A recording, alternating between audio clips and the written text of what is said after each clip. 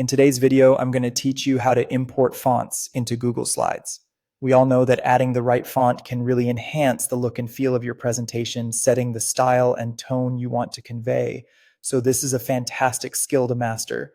To start, open up your Google Chrome browser. If you're already signed out, you'll need to sign back in to access all your Google applications smoothly. Click on the Sign In button, which you can usually find at the top right corner of your browser window. Here, you'll select your Google account. If you have multiple accounts, make sure to choose the one you use for your professional or educational work.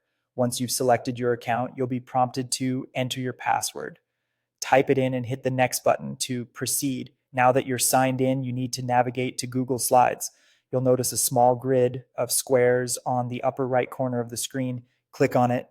This is the Google Apps menu, a handy way to get to all your Google services from one place. Scroll down until you find Slides and give it a click. Once you're in Google Slides, it's time to choose the presentation you'd like to work with. If you want to start fresh, you can create a new one, but for the sake of this tutorial, I'll assume you're working with an existing presentation.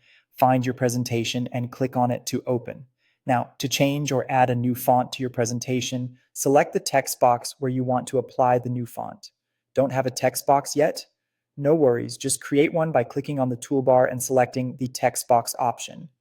With your text box ready, look up to the toolbar and find the font drop-down menu. Click on it and you'll see that a pretty extensive list of fonts appears.